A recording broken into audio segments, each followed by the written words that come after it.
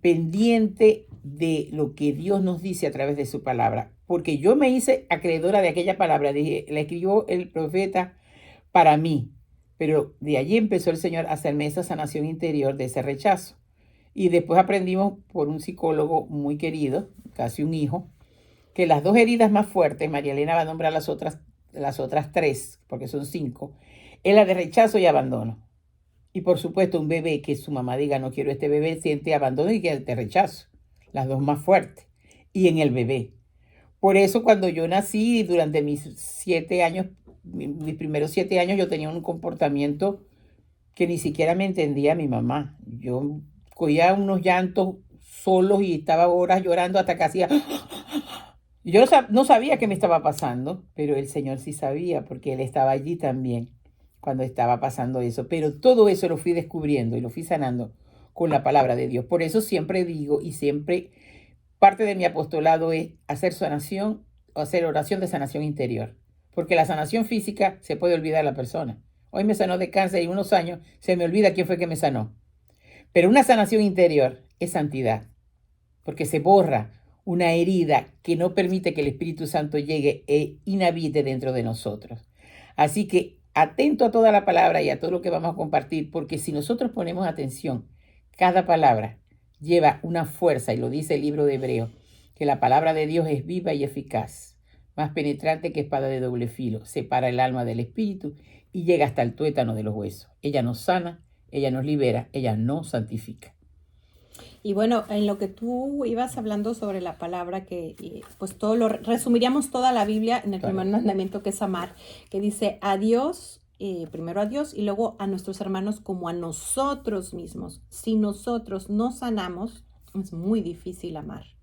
Entonces, primero hay que empezar pues a recordar, a descubrir, ahí lo tenemos tapaditas, esas heridas, y acudir al médico de médicos, que es Jesús, pero también a veces Él nos remite con el médico de las emociones, que son los psicólogos. Sí, señor. No hay que despreciar esas herramientas que Él nos da, porque no es si uno tiene cáncer, pues no dice, voy a rezar y voy a ir a misa y voy al Santísimo y me curo. Claro que puede hacer Dios ese milagro, pero pues Él quiere que utilicemos la medicina también para el cáncer. A veces tenemos un cáncer en el corazón porque no he perdonado, porque tengo heridas que todavía no cierran. Que es peor que el otro cáncer. Porque ese cáncer, inclusive si lo llevas con el Señor, te puede dar la santidad. Pero el cáncer de la herida de no perdón te puede llevar al infierno, porque existe el infierno. Perdona la interrupción, pero cuando nosotros hacíamos el apostolado allá en Venezuela con las misas de sanación, y alguien pedíamos por palabra de conocimiento, el Señor está sanando en este momento de un cáncer de útero, por ejemplo, y la persona decía, yo sentí que era conmigo. Le decíamos, vaya donde su médico, que le haga la prueba, y luego con las pruebas científicas vamos a dar el testimonio. ¿Por qué? Porque es necesario, pues, y había sido así. Pero si no tenemos esa prueba científica, la ciencia, es más, la medicina es la única profesión que está mencionada en la Biblia. Por lo tanto, y la psicología es también medicina de Dios. Por lo tanto, nosotros tenemos que saber que todas esas herramientas las permite el Señor. Pero yo voy a hacer una observación. Que el profesional en psicología sea una persona, primero, como diría Fray Nelson, respetuoso, exquisitamente respetuoso de la fe del tratante, y que además, si es creyente, todavía mejor. Pero si no eres creyente, por lo menos que sea exquisitamente respetuoso, y lo repitió varias veces, exquisitamente respetuoso de la fe del paciente. Porque es una línea tan delgada con la nueva era. Y veníamos platicando también antes de entrar a cabina, en lo que platicamos nosotros después de misa, Son y yo nos conocimos en una clase de Biblia, todavía no éramos amigas, ya nos llamó por diferentes formas a este ministerio de la radio. Y yo soy muy mala para guardar conocimientos, o sea, ojalá hubiera absorbido todo eso en la clase, pero yo me acuerdo que una conclusión que es muy válida, lo que a mí me quedó es, la Biblia fue escrita en muchos años, siglos, son diferentes libros, diferentes autores a través de los cuales el Espíritu Santo pues los va iluminando, pero indudablemente hay un hilo en medio de todo. Y no puedes decir que un autor con otro se pone de acuerdo o le copia para ver cómo. No, sencillamente hay un hilo invisible que va como tejiendo todos esos libros, los va uniendo en uno y no puede ser otro Qué que el belleza. Espíritu Santo. Sí, Señor. Entonces, eso me quedó a mí de esa clase. Muchos de los demás, digo, he tomado varias veces, bueno, sigo estudiando Biblia, sigo leyendo, ojalá pudiera yo chupar todo lo que tiene, pero esa enseñanza que yo tuve en esa clase, que fue pues Dios, no precisamente la maestra. Y bueno, vamos a entrar a Levítico. Ujú. Dice, el Levítico, este libro es muy bueno, es uno de los que llevamos en las clases de la diócesis me gustó mucho los resúmenes como están, porque siempre para servir a Dios, primero uno se tiene que preparar, tiene que informarse. Yo me preparé en México, pero pues aquí tiene que haber otra preparación para poder seguir. Fíjate que perdona Sí. que te interrumpa, hay un chiste que lo escuché de un sacerdote de que un hombre está en su cuarto, estaba en ropa interior. Y entonces estaba leyendo la Biblia y está en la parte cuando dice, vayan por el mundo y lleven esta palabra. Y él agarró la Biblia y salió. Y dice el sacerdote, no, no pueden salir en calzoncillo. Eso lo leyó, pero después uno se tiene que vestir de la palabra de Dios, del conocimiento de Dios, que bíblicamente conocer a Dios es tener intimidad con Él, no es conocimiento desde el punto de vista humano. Yo conozco a Dios, inclusive la Biblia dice, cuando Abraham conoció a Sara, o sea, tuvo intimidad, tuvo relación con ella, conocerse íntimamente. ¿Y cómo conocemos íntimamente a Dios? A través de la palabra. Entonces no podemos salir en calzoncillo, hay que primero digerirla, hacerla nuestra, y eso no termina nunca. No porque ya estemos en un apostolado y porque vengamos a la radio, nosotros... Ni un teólogo termina. No, ni un teólogo, Ni un teólogo. nadie. Yo no me veo la aureola de santa y María Elena, yo no se la veo a ella ni ella me la ve a mí, pero estamos tratando de llegar a la santidad, eso sí. Entonces sigue con el resumen. Bueno, dice, para entender el mensaje de Levítico se ha de considerar previamente lo que es la parte esencial de la verdadera religión, el sacrificio. Si el hombre hubiera permanecido en su primitivo estado de inocencia y no hubiera pecado, no habría habido tenido necesidad de ofrecer a Dios más sacrificio que el de sí mismo, a través de su trabajo. Pero al rebelarse contra su creador, arrastró consigo todos los descendientes, Exacto. haciéndonos partícipes de su enemistad con Dios. Nadie podía ofrecerse como víctima pura, nadie era capaz por sí mismo de restablecer la amistad con Dios. Leíste eso muy rápido. Nadie, vuelve a repetir, por favor. Era capaz por sí mismo de restablecer la amistad con Dios. La amistad se rompió, pero se rompió porque el ser humano, la criatura, ofendió a Dios. Entonces, otro ser humano no podía restablecer aquella relación porque es a Dios. Tenía que venir un Dios humanado para saldar la deuda que teníamos. Toda la humanidad, aún de los que van a nacer, para con Dios. Al encontrarse el hombre perdido y sin recursos, necesitaba que alguien le purificara y le reconciliase con su creador. Alguien que con su satisfacción y mérito igualara al menos la culpa del pecado cometido. Dios, movido por su misericordia y compadecido del estado tan miserable en que el hombre se encontraba, destinó como víctima de reconciliación a su propio hijo. Qué amor tan grande, ¿no? El Mesías que había prometido desde el principio, que lo vemos aquí en Génesis 3:15. En tanto que llegaba ese momento, Dios quiso que la criatura le diese culto, con el fin de que reconociera la dependencia de su creador. Por esto aceptó, aunque en figura, la sangre de los animales que le era inmolada, así como otros sacrificios incruentos. Estas ofrendas, aun siendo importantes, no eran por sí mismas capaces de salvar al hombre ni devolverle la felicidad perdida. Servían, sí, para dar culto a Dios y para apartar a Israel del culto idolátrico de los pueblos vecinos. Mira qué cosa tan bella este libro. Yo creo que todos deberíamos tenerlo. Yo lo voy a buscar, María Elena. Sí. Porque saben que durante el libro de Levítico, el Señor va ordenando cómo es la vestimenta de los sacerdotes, cómo debe, y los nombres de cada uno, cómo se va a construir el arca, y todo eso. Cuando nosotros lo conocemos y vamos a nuestra iglesia de hoy, vemos que es una representación de aquello. Toda la vestimenta del sacerdote, todo eso tiene su sentido. Entonces nos vemos y vemos aquello y mientras tanto nos distraemos, pero si tenemos el conocimiento decimos, esto es por esto y por esto y por esto. Porque en el libro de Levítico está todo, lo que luego, claro, no exactamente igual, pero es la prefigura de lo que va a ser entonces el culto en la Santa Misa. De la simple lectura del texto sagrado se desprende que los sacrificios ofrecidos por los patriarcas hasta la promulgación de la ley del Sinaí y desde esta hasta la llegada del Mesías eran solo figuras del sacrificio de Cristo, que ofrecería en la cruz mediante su propia sangre. Es decir, en todo Antiguo Testamento nos está hablando de Jesús y todo Nuevo Testamento Jesús mismo está cumple. hablando. Ujú. Y San Pablo explicando después en las cartas y también los otros apóstoles que tienen las cartas allí. Vamos a hacer ahí un paréntesis cuando Sí. dice, fíjense que hay un momento donde ellos para hacer un sacrificio tenían que hacer un cordero sin mancha para ser degollado. Ahí estaba el cordero de Jesús, sin mancha para ser degollado.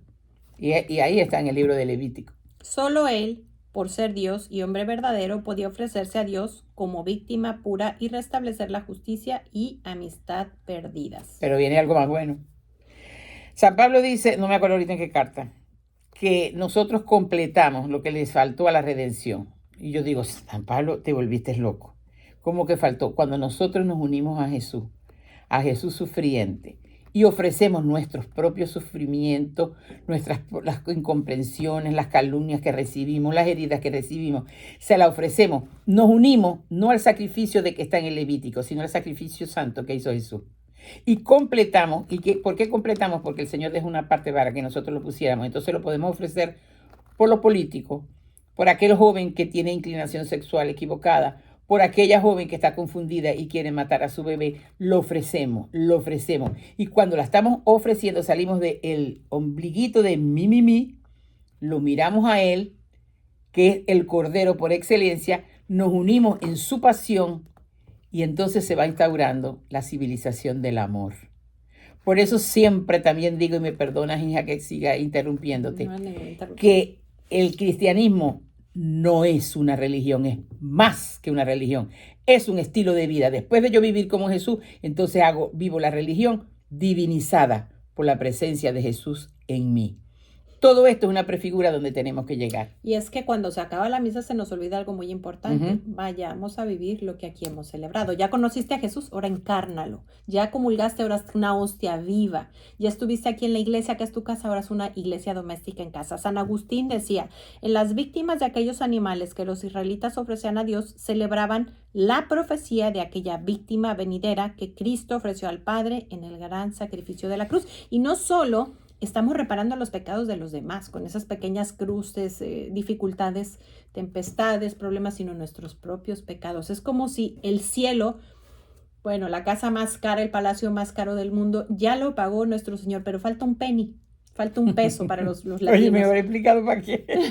Entonces tengo que trabajar toda mi vida por ese peso, por ese dólar que falta. Sí, pero él hizo toda la fortuna. Y nosotros Sí. tenemos un penny, ni un dólar, ¿verdad? Sí. Un penny. Se renueva sobre el altar la misma víctima, el sacerdote, mediante el pan y el vino que se convierten por la transustanciación del cuerpo y la sangre, del pan y el vino que se convierten en el cuerpo y en la sangre de nuestro Señor. Es una transustanciación, así se llama. Bueno, nos vamos seguimos con Levítico, los sacrificios de la antigua alianza. Se interrumpe ahora la narración del Éxodo para proseguir con esta. Dice, el título de Levítico en hebreo es Wayigra, que significa y llamó. El pueblo es llamado por Dios para constituir una nación santa. Las normas, como nos decía Sonia, y prescripciones son para facilitar no solamente ese tiempo que estaban en el desierto, sino la santidad y para expresar los deberes que correspondían en cuanto a lo que se relacionaba con el culto divino. Exacto.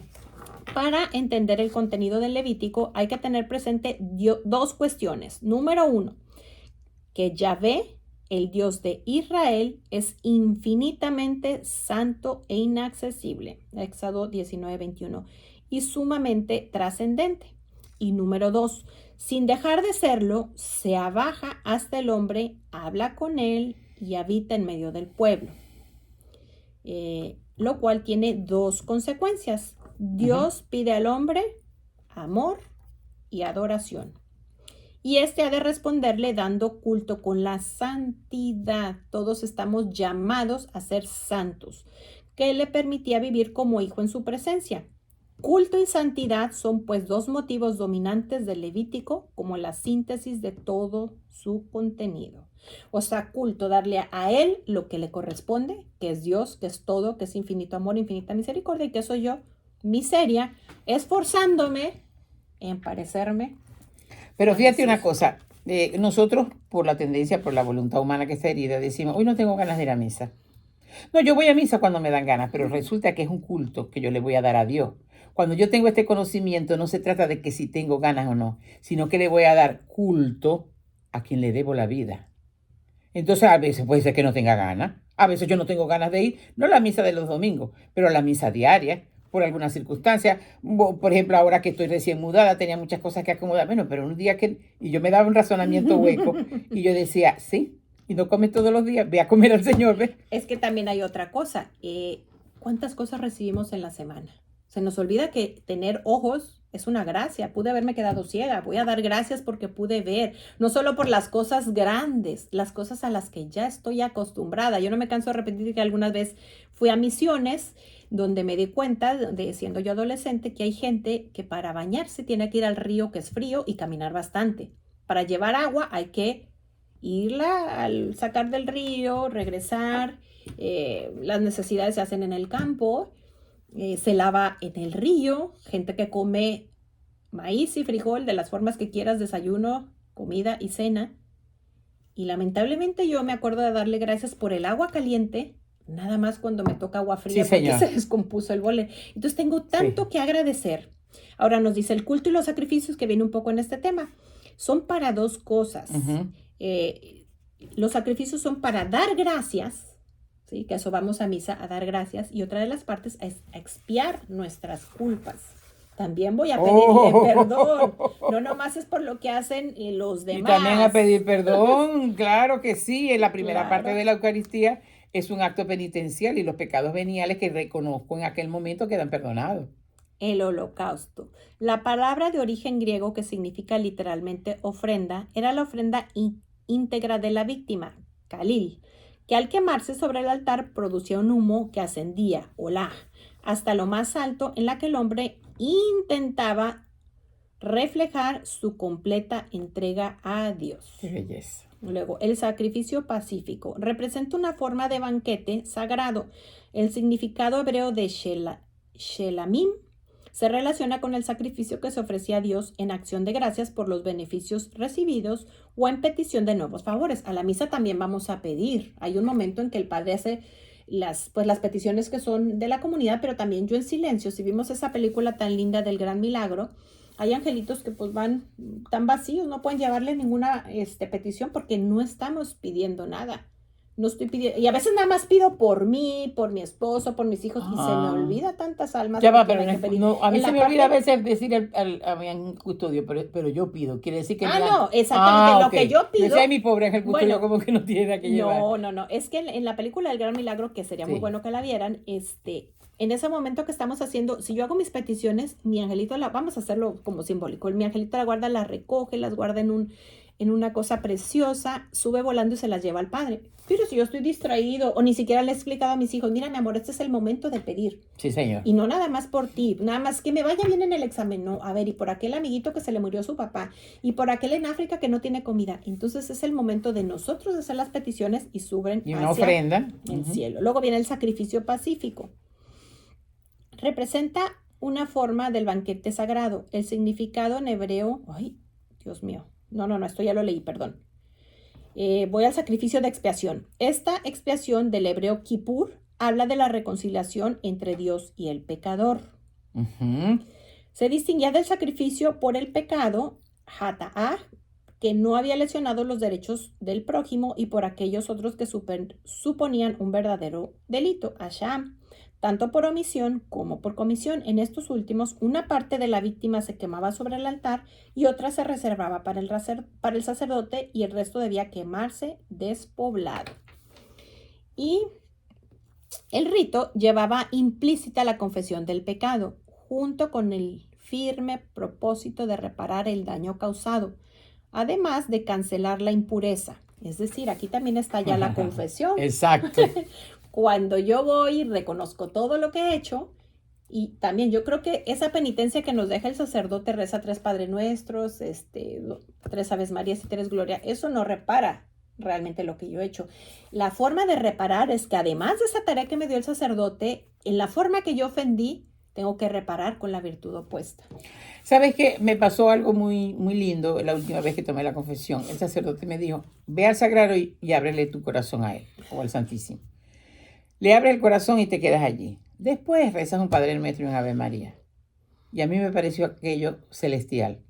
Porque mientras yo estaba mirándolo y le estaba abriendo mi corazón, yo estaba haciendo la oración, bueno, la oración perfecta fue la que nos enseñó, pero estábamos en un pecador con el que perdona los pecados. Ya el sacerdote me había dado la absolución y había comenzado una nueva vida para mí, pero allí frente a él, el sumo sacerdote, el sacerdote por excelencia, Jesús, que se queda en la Eucaristía por amor a nosotros, entonces le abrimos el corazón y él hace cosas, citando a San Juan de la Cruz, inimaginables, de que nosotros no podemos imaginar lo que puede hacer Dios en un alma dócil que se abre delante de él. No podemos imaginarlo. Y además, agrega San Juan de la Cruz, después el alma ni siquiera lo puede explicar porque sería balbucir la gran sabiduría y el gran amor de Dios. Pero entonces lo vemos, pero ya va, pero es que me tomó de esta forma, pero es que ahora entiendo esto. Y es producto de aquella abertura, después de haber recibido el gran sacramento, me abro delante de él. Vaya, ni siquiera le digo, sino estoy aquí. Y después el Padre Nuestro y el Ave María. Hagan la prueba, que yo lo viví el sábado pasado. Existían también otros sacrificios, pero incruentos. Por lo general se hacían mediante ofrendas de manjares y bebidas, incienso u otras sustancias aromáticas. Estas ofrendas determinadas por la ley se hacían para expresar el agradecimiento a Dios. Eso va, entonces en la parte que ahora lo vivimos es cuando le ofrendamos, cuando pasan el cepillo en la iglesia, le ofrendamos, cuando se llevan las ofrendas también frente al altar, y en esa ofrenda que se escogen personas para que lleven las ofrendas, va toda la asamblea que está allí, está representada allí, y el sacerdote lo recibe en nombre del cielo, de todo. Entonces ahí nos vamos insertando, por eso es que la Eucaristía hay que aprendérsela, y todavía hay detalles que a mí se me olvidan porque hice el curso, pero es bellísimo, es desde que entramos hasta que nos salimos, es una cosa bella, bellísima, preciosa, que está en el libro de Levítico, una prefigura de lo que Aquí viene otra más linda. Así, por ejemplo, las obleas, que está prefigurando aquí, hechas de flor de harina y que se presentaban sin miel, o como pan sin levadura, ni fermento, ni la miel podían ser quemados en honor de Yahvé. En todo caso, se permitían unos pocos granos de trigo tostado, no obstante, el pan fermentado y la miel podían ser ofrecidos como primicias, aunque no como sacrificios. Aquí ya estamos hablando de la oblea es o sea, el pan que luego se va a convertir en el cuerpo de Cristo, que es siempre hecho sin levadura. O sea, es hecho así, llevando el rito de... No es cualquier pan, claro, si un sacerdote no tiene, San Maximiliano Kolbe en su celda, allá en Auschwitz, el pedacito de pan que le llevaba, él lo consagraba y comulgaba. Pero la hostia está hecha así, de esta forma. Eso no quiere decir que si el sacerdote hace las palabras de la consagración, el Espíritu Santo viene y consagra aquel pedacito de pan con el que San Maximiliano Kolbe luego comulgaba en la celda donde estuvo confinado. Ahora, nosotros vamos a estar tratando, entre otros temas que vamos llevando según el calendario litúrgico y otras cosas, de cuando menos una vez al mes hablar de un libro. Yo quiero invitarte que durante este mes, cuando menos hasta antes del siguiente programa, leas el libro de Levítico. Sí, por favor. Haz 3 capítulos diarios. Dedícale 10, 15 minutos a la palabra. Y después llama por teléfono para que compartas con nosotros. En la elección y santidad de los sacerdotes. Antes de la constitución de Israel como pueblo, el sacerdocio no estaba reservado a un grupo social determinado. Podía ser ejecutado también por personas ilustres y representativas de la comunidad, el padre de familia, el jefe del clan o tribu. Después de la alianza, sin embargo, se creó un cuerpo sacerdotal dedicado exclusivamente al servicio de Yahvé. Es el tema desarrollado en los capítulos 8 y 10. Los sacerdotes debían proceder de la tribu de Leví. A esta tribu se le exigía un total desprendimiento con el fin de que pudieran dedicarse por completo al servicio del culto divino. Ahí está entonces el sacramento del orden sacerdotal. Y les exigía una mayor santidad. Ahora Exacto. Vamos a las reglas de la pureza legal. Elegido Israel por una especie de benevolencia divina, estaba obligado más que ningún otro pueblo a llevar una vida espiritual más alta y auténtica, es decir, tiene unas exigencias diferentes para el que está llamado al sacramento del orden. Y de ahí que todas las normas de Dios que Dios les daba eran para defenderlo de todo tipo de contaminación pagana. Israel debía purificarse de sus pecados aún de modo externo, ya que la verdadera purificación interior no sería posible hasta la llegada del Mesías. Y vamos con el código de la santidad. Por otra parte, no olvidemos que tanto la elección divina de Israel como la alianza a la que se había comprometido le exigían una especial santidad, no solo en sus relaciones con Dios, sino también con el prójimo. Es decir, vamos a la palabra, ¿cómo puedo decirle a Dios que lo amo, que no lo veo, si no amo al prójimo que tengo al lado? Si yo maltrato a mi esposo, que es mi prójimo más cercano, si yo descargo mi coraje de todo lo que me hace mi esposo con mis hijos. Entonces yo no puedo irle a decir a Dios cómo te amo cuando no hago un examen de conciencia en la noche, no me reviso que hice mal, no ofrezco una disculpa a Dios, a mi esposo, y no me hago un propósito de mañana reparar lo que hice, no solo comportarme mañana mejor. No, si es posible, la misma noche. Porque San Pablo dice que enójate, pero que el enojo no llegue hasta el final del día. Sí.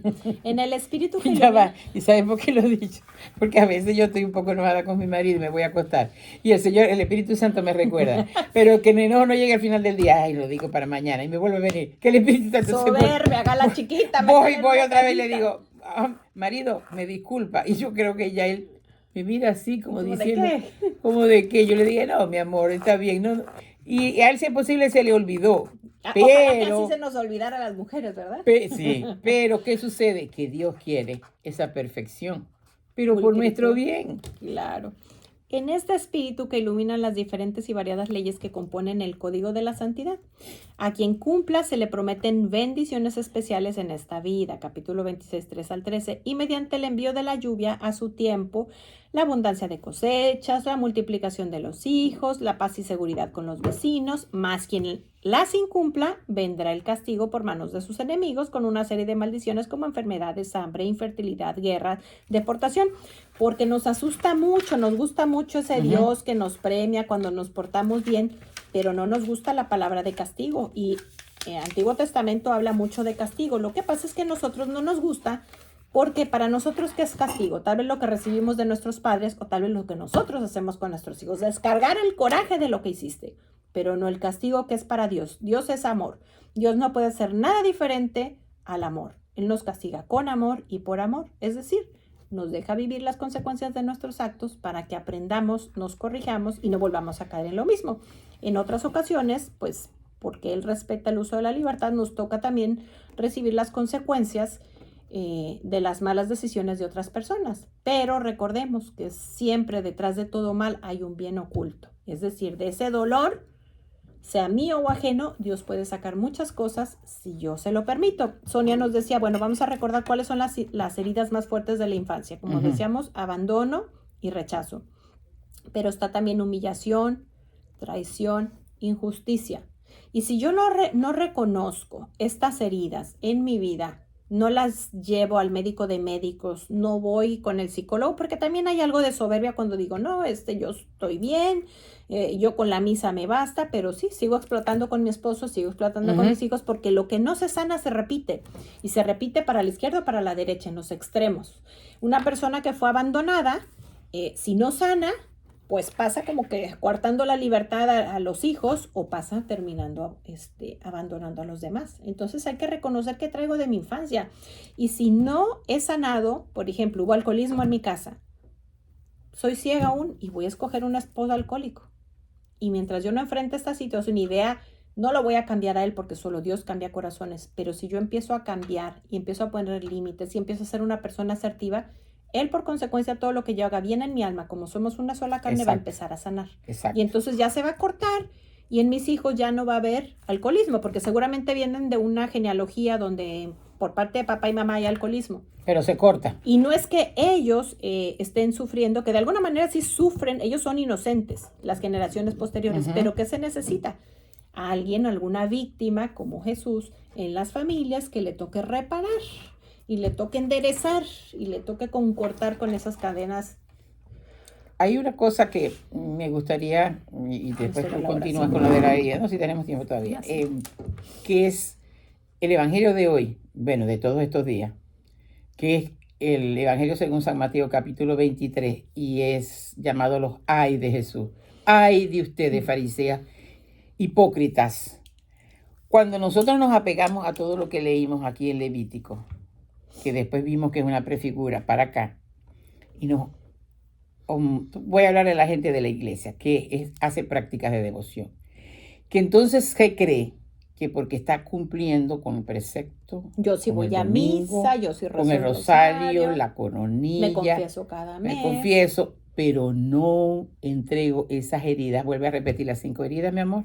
Abandono, humillación, rechazo, traición, Injusticia. Entonces, si yo no las entrego con sinceridad de corazón, sino que de eso yo hago una idolatría y me quedo mirándome todo el tiempo en una zona maldita de confort, el ombligo, entonces de eso hago, vuelvo a repetir, una idolatría. ¿Y en qué me convierto? En un fariseo hipócrita. Porque todo eso está en el Antiguo Testamento, pero el Evangelio de hoy, que se está proclamando en todas las iglesias católicas del mundo, y que esa liturgia la lleva sabiamente la iglesia, cada tiempo ordinario, en cada ciclo, va llevando la palabra. Ahorita nos vamos acercando y vamos a ver que entonces las lecturas nos van a ir llevando al tiempo fuerte que viene Adviento. Ella lo va llevando como madre, que es madre iglesia, lo va llevando, nos llevando, pero hay que estar atento. Entonces, ¿qué sucede? Que nosotros no nos hemos dejado sanar las heridas, sino que nos ponemos máscara. Entonces me pongo la máscara de mistizoide. Entonces viene cualquier profeta y dice, viene tal cosa, y eso lo creo, no sabiendo que lo que me está robando la fe. ¿Ya? Y además me mete miedo. Y viene tal cosa, y vuelve otra vez, vuelve la fe a bajar. No, ¿saben lo que yo hago? Si les sirve, tómenlo. Yo no veo eso. Porque mi fe siempre va a ser pequeña. Cada vez que me acerco más a Dios, vamos viendo que la fe es pequeña, porque la fe total es caminar a ciegas, solamente guiado por la luz del Espíritu Santo, y todavía yo me quiero a veces guiar yo misma. Ya lo confieso. Ahora, ¿qué sucede? Que yo cuido de que nada de eso me robe a mí la fe. Y la fe, ¿dónde la obtuve? Primero me acerqué a Dios, porque sin fe nadie puede agradar a Dios, dice San Pablo. Luego que me acerco a Él, empiezo a mirar a Jesús y empiezo a ver que Él es el camino, la verdad y la vida. Entonces yo no tengo que estar mirando para otros lados. No estoy en Marte. Estoy indudablemente que informada, pero de pasada, porque el mundo es una de las 3 concupiscencias y el Señor dice, yo ya vencí al mundo. Entonces, ¿por qué me va a atrapar el mundo? Así sea bajo, claro, el diablo es tan astuto que entonces lo pone bajo etapas de bien. Mira que hay que hacer esto, que tienes que guardar unas cuantas velas, porque viene de día de oscuridad. Yo soy la vela, el Señor me dijo que tú eres la luz del mundo. Y si Él quiere, pues guarda una vela y me va a durar no sé cuánto tiempo. Pero no me pueden vender el terror, porque San Juan dice, en primera carta de Juan, que el amor echa fuera el temor. Vamos a vivir en estos tiempos malos, cimentados en la palabra. Todo lo que hoy hemos aprendido del libro de Levítico me parece muy bueno, y el consejo que dio María Elena viene directamente del Espíritu Santo, pero sin meditar cada día el evangelio que nos propone la iglesia. Porque ese es el sustento, ese es el complemento, esa es la verdad. Y luego, porque la primera lectura de hoy es la primera carta de San Pablo a los tesalonicenses, y dice Pablo con toda tranquilidad, yo les hablé con franqueza y me esforcé por ustedes. Y no fue con palabra humana, sino palabra de Dios. Yo dije, ¿por qué Pablo podía escribir eso a una comunidad que había fundado? Porque él sabía que no tenía falsas modestias, que había sido asistido por el Espíritu Santo. Y yo le digo a mi comunidad, yo les hablo con palabra de Dios, no palabra humana. ¿Y saben por qué tengo la fuerza para decirlo? Porque me conozco y sé cuál es mi condición pecadora, pero sé también que el Espíritu Santo me asiste. En este tiempo que estuvimos juntos, el Espíritu Santo estuvo hablando por boca de María Elena y estuvo hablando por boca mía. Somos pecadoras, pero el Señor nos trae y habla a través de nosotros. Claro, nos va purificando, ¿verdad, María Elena? Nos va purificando, claro, y a Dios por eso. Pero no desdibujen la imagen de nosotras dos y quédense con lo que el Espíritu Santo trajo en este momento. Y guárdenlo como María en su corazón y lo meditan y obedeciendo. Lean el libro de Levítico, lo meditan de nuevo con el Evangelio aunado, porque si no nos volvemos locos. Atento a eso. Y es que puede ser que de repente veo en el mundo unos pecados que me espantan, pero se nos olvida que tú y yo pecamos nada más de diferente estilo, y en diferente magnitud, y menos deberíamos de pecar mientras más cerca estamos de nuestro Señor. Ahora, como dice Sonia, en las noticias podemos ver una infinidad de cosas tremendas, y una de las últimas cosas que vi, qué cosa tan tremenda, porque en el afán de la libertad ya hay algunos lugares donde se está metiendo a los niños el satanismo y los disfrazan así muy dulce, muy todo, cosas tremendas. Eso es verdad. Y nos podemos asustar de eso que está pasando, y a lo mejor lo que estamos viendo es menos de lo que va a pasar. Puede pasar algo totalmente peor de lo que vemos, que viene otro nuevo virus, que viene de oscuridad, que los están metiendo esto en las escuelas. Pero el problema no es Lo que están metiendo en la escuela, eso sí es verdad, ¿eh? Pero el problema no es lo que venga. El problema es que tanta confianza tengo en Dios, porque puedo escuchar eso y más cosas. Y si no, yo te recomiendo que te pongas a leer, además de la Sagrada Eucaristía, el libro de Santa Faustina, porque sí, señor. ahí él le habla sobre la confianza. Y a mí no se me olvida, y no voy a dejar nunca de repetir esto, que había una hermana religiosa que le decía a Santa Faustina: ándale, por favor, yo sé que tú oyes a Dios, pregúntale que si ya me perdonó tal pecado. Y no le quiere hacer caso a Santa Faustina hasta que le hace caso. Y la respuesta de nuestro Señor es: vamos a suponer que la hermana antes de convertirse hizo el peor pecado que te puedas imaginar. Vamos a pensar que se metió con un hombre casado, que quedó embarazada, que abortó, lo que tú quieras, que mató a su mamá, que lo que tú quieras. Le dice nuestro Señor que le duele más, que desconfía, que el mismo pecado que ella había cometido. Entonces, si yo me asusta más eso que puede pasar, que te digo, puede ser peor que lo que estás leyendo, pero ¿cómo debemos de vivir? Como un niño recién amamantado en brazos de su madre. Si está un bebé recién nacido y está cayendo una bomba y viene un tsunami, el niño no está viendo el tsunami, el niño está en los brazos de la mamá, está totalmente tranquilo. Entonces, así es como tenemos que vivir, confiando en Dios. Que venga lo que venga, pues sí, de repente me agarra el miedo, de repente pienso más en lo mal. ¿Qué le pasó a San Pedro? Cuando iba caminando en el agua, iba viendo a Jesús. Pero en el momento que hizo así las olas, imagínate un tsunami. Ahí entonces fue cuando empezó a hundirse. Miedo y se empezó a hundir. ¿Y qué dijo San Pedro? Señor, sálvame. Cuando veas que te estás hundiendo, entonces el Señor fue y lo levantó. Claro, después lo regañó. Le dijo: ¿por qué dudaste, Pedro? ¿Por qué dudaste? Hay una cosa que es necesario que dejemos bien claro. El miedo siempre va a venir. La angustia. Porque mi Sifus no va a dejar de trabajar, de hacer su trabajito, y va a estar aquí recordándonos y haciendo. Él no descansa, él infunde la pereza, pero no es nada perezoso. No, él no toma ni día festivo. Sí. Él no toma ni día festivo y ni duerme ni nada. Además tiene principados, delegados y denominaciones. Que cuando nosotros sintamos ese sentimiento, por eso es importante la palabra, la memoria, que es una de las potencias del alma, le pasa al intelecto. No, pero ya va. El Señor dio a comer a 5,000 hombres, sin contar mujeres y niños, con 5 panecillos y 2 pescaditos. Entonces uno dice: no, el Señor no se desdice de su palabra. Entonces el intelecto quedó también anclado con la fe, la memoria, con la esperanza y la voluntad, las 3 potencias del alma, con las 3 virtudes teologales, con el amor, y dice: no, yo me pego a Dios, que nunca me desamparará, que me dijo desde el profeta Isaías 700 años antes de Jesús: aunque a una madre te olvida, yo nunca te olvidaré. No, yo lo siento mucho, profeta, yo lo siento mucho. El mundo está fraguando también cantidad de cosas. Y yo, cuando me he preguntado en mi oración personal: ¿por qué tú lo permites, Señor? Porque también dice la palabra que hasta nuestros cabellos están contados y que no se cae una hoja de un árbol sin que Dios lo permita. Quiere decir que Dios está permitiendo la agenda del 2023. ¿Para qué? Para que nos asustemos después que mandó a su hijo, para que vivamos en oscuridad después que mandó a su hijo, no para que nos convirtamos, para que nos volvamos santos. Para eso es que lo está permitiendo. Pero perdemos tiempo allí y nos llena de angustia y hacemos grupos. Y supiste esta nueva noticia y yo me quedo horrorizada. En estos días se me acercó una señora y me dijo: me siguen pasando estos mensajes, ¿qué hago con esto? Pues tú le tienes que decir, no rompas la amistad, pero tú le tienes que decir: yo respeto sus criterios, respeten los míos y no me pase más nada de esto. No lo leas y lo tiras a la basura también. No, pero es que no lo leía y sigue insistiendo. Yo dije: ya es el tiempo de que le ponga a esta persona. Porque la persona también, ¿qué es lo que sucede? Que la persona va a decir: ¿será que ella tiene razón? ¿Será que yo tampoco tengo que seguir en esto? Porque la idea no es que nosotros solamente ya yo no leo nada de eso, sino ayudar a esas personas. Y voy a poner un ejemplo súper sencillo. Cuando pasamos esta época del virus, la gente empezó a sentir terror de que no va a haber agua, no va a haber papel de baño.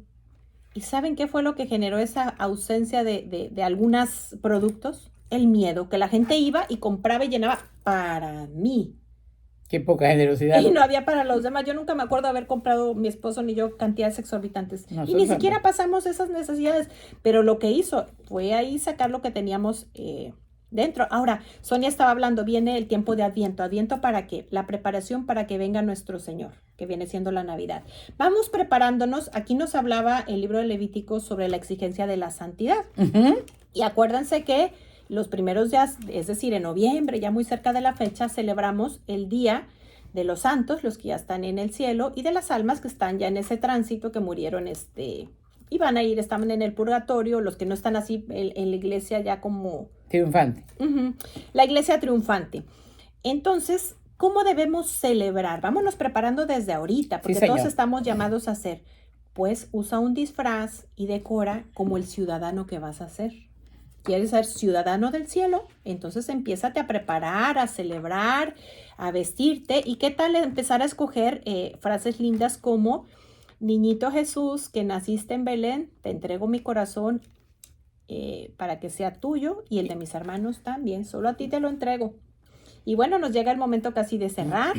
La pregunta que haríamos, pues es: ¿qué tanta confianza tengo en Dios? ¿Qué tan obediente soy a las reglas? Porque Levítico nos habla mucho de reglas. Y son Entonces, buenas. yo nada más obedezco las reglas de la iglesia que me gustan. ¿Qué tanto nos habla también? Ahí estamos viendo una prefiguración de la misa. ¿Qué tanto cumplo con el ir a misa? Y con la parte final, ir a vivir lo que aquí es celebrado. Exacto. Y bueno, nos quedan 3 minutos para cerrar con una oración. Bueno, le damos gracias al Señor por todo lo que hemos compartido, porque nosotros después vemos el programa y nos retroalimentamos también. Así que le damos gracias por eso. Voy a pedirle que cierren los ojos y con un espíritu de apertura hacia Dios para que Él haga lo que quiera y lo que puede, y Él puede hacer en nosotros. Le entregamos nuestra memoria, nuestro entendimiento y nuestra voluntad, para que esa memoria se quede anclada a la esperanza, en el entendimiento la fe y en la voluntad el amor y la caridad, como diría San Juan de la Cruz. Y con esas 3 voluntades ya, esas 3 potencias del alma, ya gustando de las cosas divinas, nos va santificando y nos va sanando interiormente.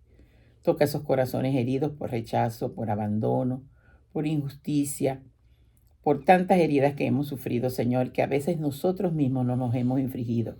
Pasa sanando, Señor, todo nuestro interior para que podamos vivir tu palabra.